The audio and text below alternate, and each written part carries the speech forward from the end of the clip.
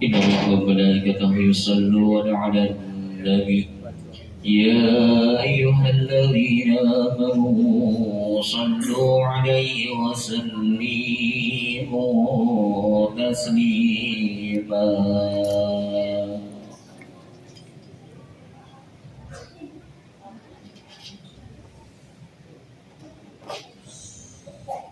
Assalamualaikum warahmatullahi wabarakatuh.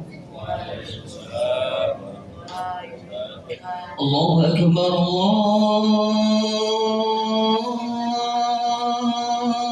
Akbar, Allahu Akbar,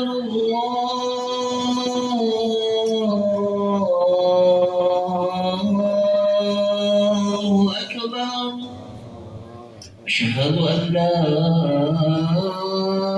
ilaha illallah. Asyhadu an la ilaha illallah.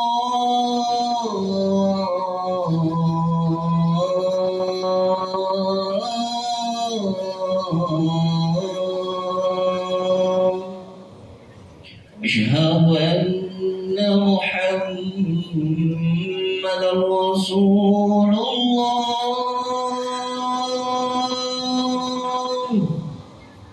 أشهد أن محمدا رسول الله.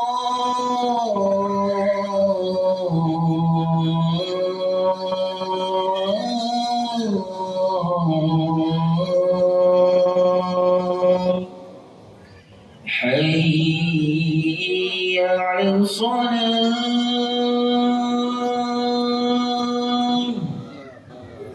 حي على الصلاة،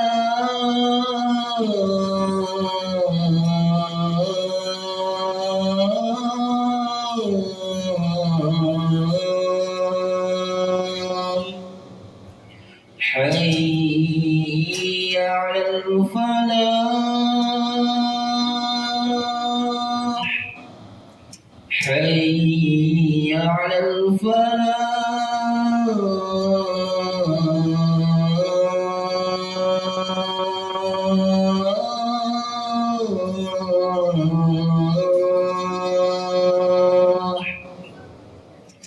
الله أكبر،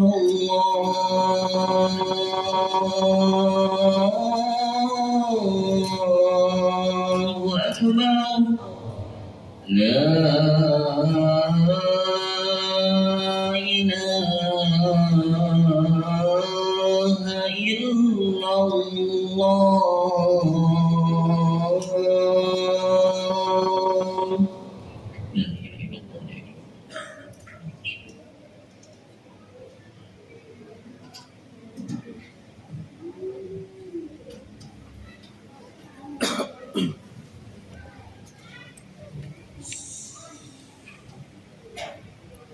Alhamdulillah, alhamdulillahilladzi asra bi'abdihi laylan minal masjidil haram ilal masjidil aqsa. Ahmaduhu subhanahu wa ta'ala hamdan yakunu bihi mukhtasa. Asyhadu an la ilaha illallah wahdahu la syarika lah, syahadata 'abdin lam yakun mu'anidan wala 'asa. Wa asyhadu anna sayyidana wa nabiyyana Muhammadan 'abduhu wa rasuluhu alladzi sara fi syafa'atil 'uzma mukhtasa. Allahumma salli wa sallim wa barik ala sayyidina Muhammadin salatan wa salaman daimaini mutalazimaini ila yaumil liqa. Wa sallama tasliman katsira أما بعد فيا أيها الحاضرون أوصيكم ونفسي بتقوى الله وطاعته لعلكم تفلحون. Ma'asyiral muslimin wal jumratal mu'minin sidang jamaah Jumat. Fa insyaallah kita sama-sama mendapatkan limpahan cucuran rahmat, kemuliaan dan barokah di sisi Allah Subhanahu wa taala. Puji syukur mari sama-sama kita panjatkan kehadirat Allah Subhanahu wa taala atas kasih sayang Allah jualah. Kita masih sama-sama dibekali jutaan nikmat oleh Allah. Di antaranya yaitu nikmat iman dan nikmat Islam, nikmat berkah umur, sehingga di Jumat yang berbahagia ini kita masih sama-sama hadir di masjid ini untuk dalam rangka mengaplikasikan rasa syukur yang sebenar-benarnya di hadapan Allah, yakni ibadah sholat Jumat berjamaah. Dengan harapan semoga segala macam bentuk aktivitas kita yang fardu maupun yang sunnah, yang sudah dan yang sedang dan yang nanti akan kita laksanakan, semuanya diterima dengan rahmat Allah Subhanahu wa taala. Dan kita semua yang hadir senantiasa akan ditambah lagi nikmat dan karunia dari Allah Subhanahu wa taala. Salawat alaihi salam semoga tercurahkan ibadah baginda Nabi Muhammad sallallahu alaihi wasallam beserta seluruh keluarganya, sahabatnya, tabi'in dan tabi'atnya sampai kepada kita umatnya. Mudah-mudahan nanti sama-sama nanti di yaumil qiyamah kita diakui oleh Rasulullah sebagai umatnya, juga layak akan mendapatkan syafaatul uzmanya di yaumil qiyamah. Amin. Allahumma amin. Ma'asyiral muslimin wal jumratal mu'minin sidang jamaah Jumat rahimakumullah. Pada hari ini, pada tanggal 16 Januari, bertepatan dengan peristiwa Isra wal Mi'rajnya baginda Nabi Muhammad sallallahu alaihi wasallam. Sebuah momentum yang amat bersejarah. Dari mulai perjalanannya banyak mengandung hikmah. Sampai apa yang dibawakan oleh baginda Nabi, yaitu risalah sholat, semuanya berjintai hikmah untuk umatnya dari mulai zaman sahabat hingga relevan sepanjang zaman umat Nabi Muhammad sallallahu alaihi wasallam. Saudara ma'asyiral muslimin wa jumratal mu'minin sidang jamaah Jumat rahimahumullah. Patut diketahui bahwasanya di antara perintah Allah yang paling agung adalah ibadah salat. Allah Subhanahu wa taala berfirman, "Inna salata kanat 'alal mu'minina kitaban mawquta." Sesungguhnya salat itu adalah kewajiban yang ditentukan waktunya atas orang-orang yang beriman. Saudara ma'asyiral muslimin wa jumratal mu'minin sidang jamaah Jumat rahimahumullah. Terlampau banyak hikmah yang patut kita kupas dari peristiwa Isra dan Mi'raj. Mulai dari perjalanannya sampai oleh-oleh yang dibawakan oleh Nabi untuk Nabi, para sahabat sampai kepada kita umatnya. Namun yang paling singkat pada kesempatan ini, Al-Fakir akan menguraikan tema yang sangat singkat, yaitu buah yang diambil dari peristiwa Isra dan Mi'raj untuk bekal hidup dan kehidupan manusia di dunia bahkan sampai nanti kita ke akhirat. Judul yang Al-Fakir sampaikan pada kesempatan ini adalah Salat sebagai pilar peradaban umat. Ma'asyiral muslimin wal jumratal mu'minin sidang jamaah Jumat rahimahumullah. Peristiwa Isra dan Mi'raj yang dilakukan oleh junjungan kita, bahkan tercatat sebagai penghulu alam. Meskipun sang Nabi kita diciptakan sebagai Nabi yang terakhir di az-zaman, Tidak ada nabi-nabi setelahnya setelah Nabi Muhammad, tapi Nabi Muhammad adalah dikultuskan sebagai penghulunya para nabi. Karena nanti di yaumil qiyamah semua umat-umat Nabi mulai dari Nabi Adam hingga Nabi Isa tidak ada yang bisa memberikan satu syafaat pun kecuali baginda kita Nabi Muhammad sallallahu alaihi wasallam. Karenanya saudara, banyak sekali di antara kita yang bertanya-tanya, saya sudah melakukan sholat yang wajibnya udah tidak pernah ditinggalkan, yang sunnahnya sangat gemar dilaksanakan, bahkan ibadah-ibadah yang lain selain sholat saya pun sudah mulai melaksanakan dan gemar melakukannya. Tapi mengapa hidup dan kehidupan bagi diri saya, hidup dan kehidupan bagi keluarga saya masih banyak ujiannya dari Allah, atau bahkan negara yang kita cintai ini masih banyak musibah-musibah yang terjadi di berbagai daerah.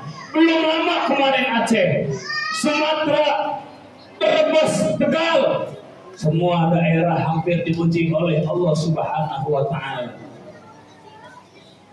Saudara, ma'asyiral muslimin wal jumratul mu'minin sidang jamaah Jumat rahimahullah.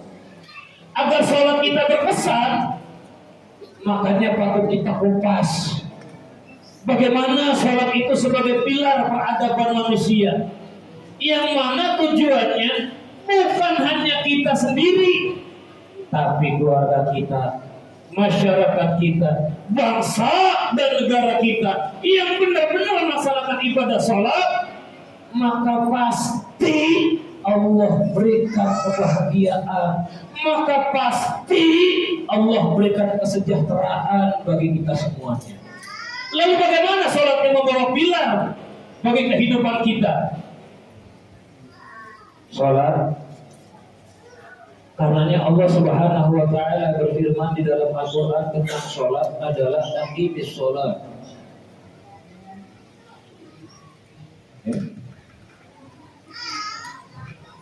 Di sini artinya adalah dirikanlah sholat. Kenapa Allah nggak berfirman menggunakan kalimat i'malus sholat, laksanakanlah sholat, atau if'alus sholat, kerjakanlah sholat? Karena ada perbedaan antara melaksanakan sholat dengan dirikan sholat. Mungkin di antara kita hanya sekedar melaksanakan sholat, artinya sholat yang kita lakukan hanya sekedar penggugur kewajiban perintah Allah. Tapi makna atau bahkan rahasia dalam sholat kita belum ketemu atau belum sampai tentang hikmah rahasia sholat. Pilar yang pertama, sholat bisa sebagai pilar, yaitu adalah tiang agama. Pilar yang pertama, sholat adalah sebagai tiang agama. Allah Subhanahu wa taala berfirman, Rasul amril Islam wa amuduhu sholat. Pokok segala utusan, pokok segala urusan adalah Islam. Islam yang mengatur, Al-Quran yang mengatur, Al-Quran yang memberikan solusi. Apa yang tidak ada solusi di dalam Al-Quran? Ada semuanya. Bahkan saintifik sekarang mengkaji Islamisasi sains. Saudara yang pernah kuliah S2, S3 pasti pernah mempelajari Islamisasi sains, di mana sains bisa membuktikan seberapa luas alam jagat raya ini dibuktikan oleh kecanggihan teknologi. Satelit Hubble, saudara, diciptakan oleh seorang ilmuwan, di mana kecepatannya adalah 27.000 km per jam, atau bahkan 27 km per detik. Sampai sekarang belum mampu menembus langit yang pertama di antariksa. Seberapa luas alam jagat raya kita? Lalu bagaimana Allah Subhanahu wa taala mengangkat baginda Nabi kita? Islam mengatur. Karenanya sains ada kalanya tunduk dengan keimanan. Iman inilah yang membentuk pola kehidupan kita menjadi kehidupan yang pribadi lebih baik, pribadi yang berkah. Kemudian wa amuduhu sholat, dan tiangnya adalah sholat. Islam tegak, Islam bisa bangkit, Islam atau bahkan bisa runtuh sekalipun, intinya sholat. Kalau banyak di antara orang Islam dilihat kejayaan Islam, apa yang dilihat? Nanti lihat umatku mengalami kejayaan apabila sholat subuhnya seperti hari Jumat, sholat subuhnya seperti hari raya, baru Islam kelihatan bangkit, baru orang Islam sadar artinya sholat. Apalagi sampai bisa mengaplikasikan ruh daripada sholat itu sendiri.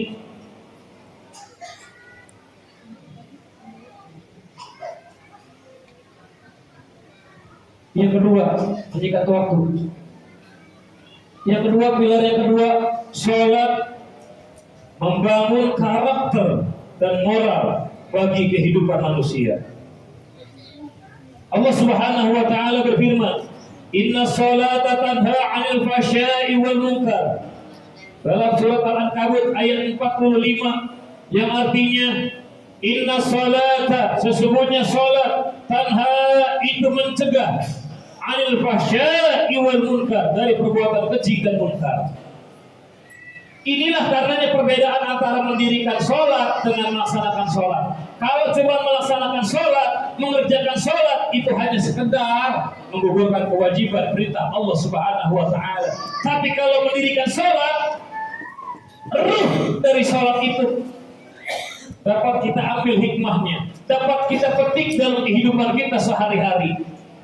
Karenanya di dalam sholat kita sudah berikrar kepada Allah, inna sholati wa nusuki wa mahyaya wa mamati lillahi rabbil alamin. Sesungguhnya ibadahku, sholatku, hidup dan matiku lillah, untuk Allah Subhanahu wa ta'ala.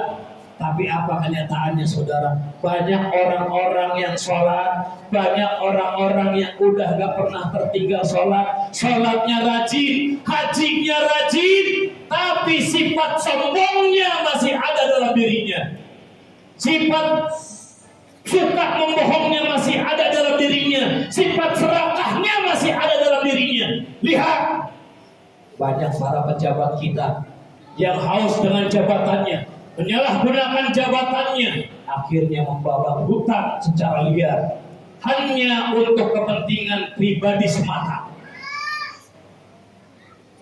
Akhirnya terjadi longsor, akhirnya terjadi banjir.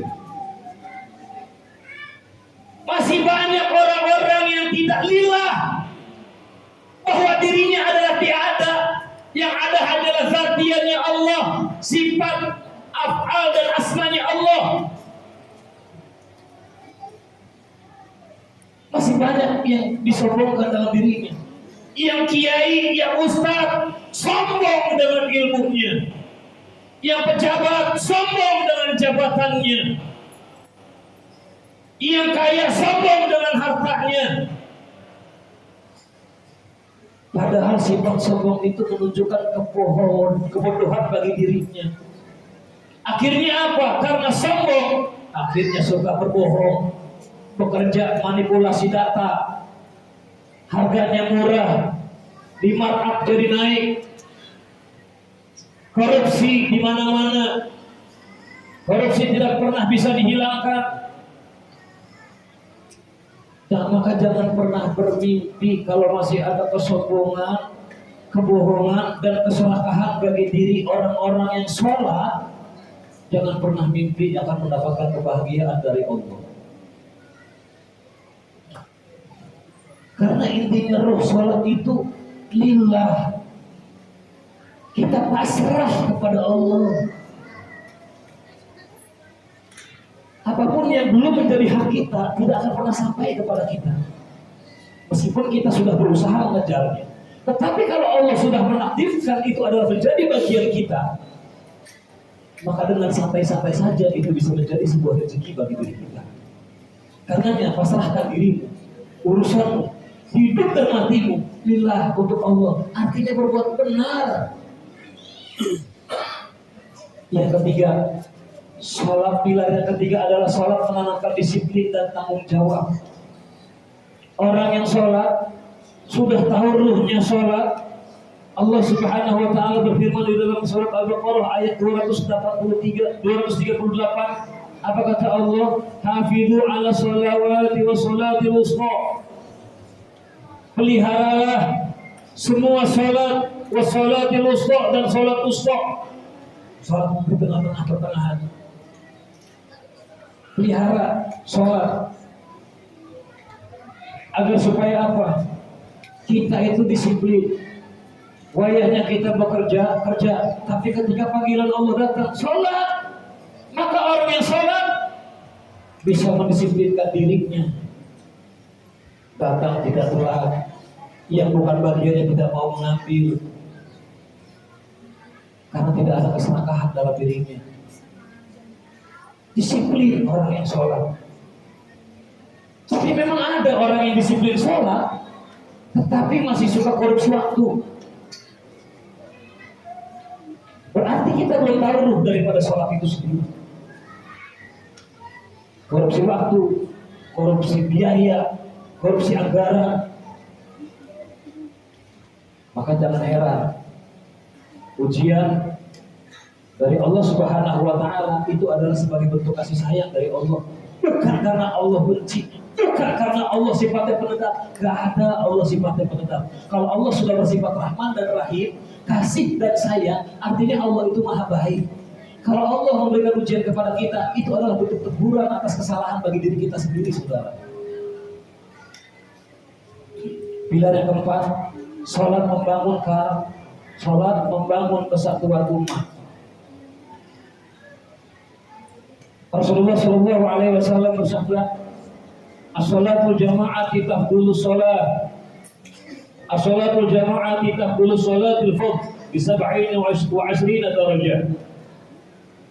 Sholat berjamaah tafdulu sholatil fardh itu lebih utama daripada sholat sendirian bi 27 darajah dengan ganjaran 27 derajat. Hadis riwayat Imam Bukhari dan Muslim. Pentingnya kita sholat agar supaya umat Islam itu bersatu padu, jangan mudah bercerai-berai hanya gara-gara pola pikir yang berbeda, ide yang berbeda. Akhirnya kita tidak tegur sapa. Ini berarti orangnya tidak paham dengan ruh sholat. Dengan hikmah kita berjamaah, ayo lihat, ikut imam ruku, makmum ikut ruku. Imam berdiri, makmum ikut berdiri. Imam duduk, makmum juga ikut duduk. Ayo bersatu padu. Kalau ada selisih pendapat, minta argumentasi, minta pendapat yang diambil dengan cara bermusyawarah. Musyawarah untuk mufakat, mana suara yang terbaik, mana suara yang terbanyak, kita ambil, kita ikuti. Ya, jangan cuma gara-gara beda pola pikir, gara-gara beda nasab, gara-gara beda titel, akhirnya kita bersinggungan, berseberangan. Bahkan ada yang merasa dirinya paling mulia karena keturunannya mulia. Gak ada. Ayo saudaraku sekalian, sholat berjamaah yang kita lakukan, ayo kita mulai introspeksi diri, buang ego kita, buang nafsu kita, agar tercipta kerukunan di antara umat Islam. Yang terakhir, yang kelima, pilar yang kelima, sholat adalah kunci kejayaan dan pertolongan Allah Subhanahu wa taala. Wasta'inu bisabri wassalah. Minta pertolonganlah kamu kepada Allah dengan sabar dan sholat. Al-Baqarah ayat 45. Kalau kita lagi diuji oleh Allah, ayo perbaiki sholat kita. Bukan berarti kita 5 waktu nggak tertinggal. Yes, itu bagus. Tapi kita belajar ruh daripada sholat itu sendiri.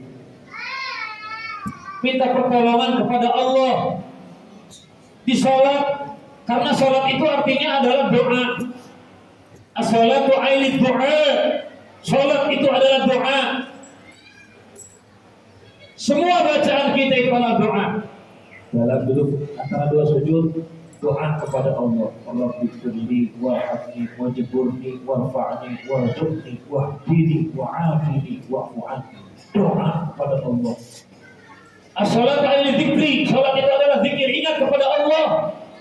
Bukan ingat saat bacaan salat aja, tapi konteksnya ketika kita di luar salat, kita juga ingat ada Allah. Kadang kita ingat sama Allahnya hanya dalam sholat, tapi di luar sholat kita gak ingat sama Allah. Sebentar lagi punya jabatan, saya mau korupsi dikit nih, gak ada yang tahu. Gak ingat sama Allahnya. Kebanyakan di antara kita yang lupa sama Allah menganggap Allahnya hanya gaib. Jadi Allahnya dianggap gak tahu. Padahal Allah itu nampak wujud, zahir. Bahkan sezahir-zahirnya wujud adalah wujud Allah. Ini konteks kalau kita ngaji tauhid dan tasawuf. Karenanya, sholat itu saudaraku sekalian, inti dari peristiwa Isra dan Mi'raj sangat banyak sekali. Yang akan kita sampaikan hanyalah sholat. Mudah-mudahan sholat yang kita lakukan mulai dari Jumat ini, nanti asar, maghrib dan seterusnya, sholat kita harapannya mempunyai ruh di mata Allah Subhanahu wa Ta'ala. Dengan demikian, setiap tindak tanduk kita, gerak gerik kita, pola pikir kita, perbuatan kita, semuanya dalam naungan kasih sayang Allah Subhanahu wa Ta'ala, sehingga kita bisa terhindar dari perbuatan-perbuatan keji dan munkar. Dengan demikian, kita bisa memahami makna roh salat. Insya Allah kita yakin mulai dari pribadi diri kita akan diangkat kesulitannya oleh Allah, akan diangkat keperihannya oleh Allah. Lalu Allah turunkan rahmat dan keberkahan untuk kita semuanya, untuk keluarga kita, masyarakat kita, bangsa dan negara yang kita cintai ini. Maka dengan demikian, mari sama-sama kita berdoa, mulai dari individu kita sampai nanti ke pejabat. Mudah-mudahan diberikan kesadaran oleh Allah, memahami makna sholat, sehingga tidak mustahil insya Allah bangsa Indonesia bisa menjadi bangsa yang baldatun thayyibatun wa rahmatun ghafur. Amin ya rabbal alamin. Barakallahu li wa lakum bil Qur'anil azim wa nafa'ani wa iyyakum bima fihi min al-ayati wa dhikril hakim. Taqabbal minni wa minkum tilawatahu innahu huwas samiul alim. Aqulu qawli hadza wa astaghfirullahal azim li wa lakum ولسائر المسلمين والمسلمات والمؤمنين والمؤمنات فاستغفروه انه هو الغفور الرحيم. اللهم صل على سيدنا محمد وعلى ال سيدنا محمد. إن الحمد لله نحمده ونستعينه ونستغفره ونعوذ بالله من شرور أنفسنا ومن سيئات أعمالنا. من يهد الله فلا مضل له ومن يضلل فلا هادي له. أشهد أن لا إله إلا الله وحده لا شريك له وأشهد أن سيدنا ونبينا محمدا عبده ورسوله لا نبي بعده. اللهم صل وسلم وبارك على سيدنا محمد وعلى آله وأصحابه والتابعين وتابع تابعين ومن تبعهم بإحسان إلى يوم الدين وسلم تسليما كثيرا. أما بعد، فيا أيها الناس اتقوا الله حق تقاته ولا تموتن إلا وأنتم مسلمون. وقال الله تعالى في القرآن الكريم: أعوذ بالله من الشيطان الرجيم. بسم الله الرحمن الرحيم. والعصر إن الإنسان لفي خسر إلا الذين آمنوا وعملوا الصالحات وتواصوا بالحق وتواصوا بالصبر. واعلموا أن الله سبحانه وتعالى أمركم بعدته بنفسه وثنى بملائكته وقال تعالى: إن الله وملائكته يصلون على النبي يا أيها الذين آمنوا صلوا عليه وسلموا تسليما. اللهم صل وسلم وبارك على سيدنا محمد وعلى أربعة الخلفاء الراشدين صحابة أبو بكر وعمر وعثمان وعلي وعلى بقية صحابة رسول الله أجمعين من المهاجرين والأنصارين رضي الله عنهم ورضوا عنا معهم برحمتك يا أرحم الراحمين. اللهم اغفر لنا ذنوبنا ولوالدينا وارحمهما كما ربيانا صغيرا. اللهم اغفر للمؤمنين والمؤمنات والمسلمين والمسلمات الأحياء منهم والأموات إنك سميع قريب مجيب الدعوات ويا قاضي الحاجات. ربنا ظلمنا أنفسنا وإن لم تغفر لنا وترحمنا لنكونن من الخاسرين. ربنا يا الله آتنا في الدنيا حسنة وفي الآخرة حسنة وقنا عذاب النار.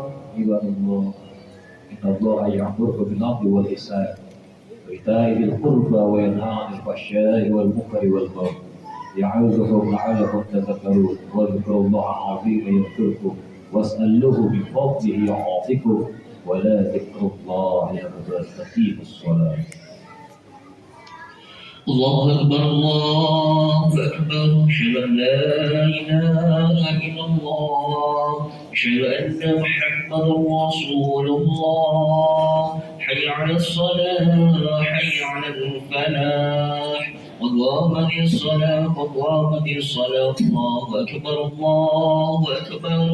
لا إله إلا الله.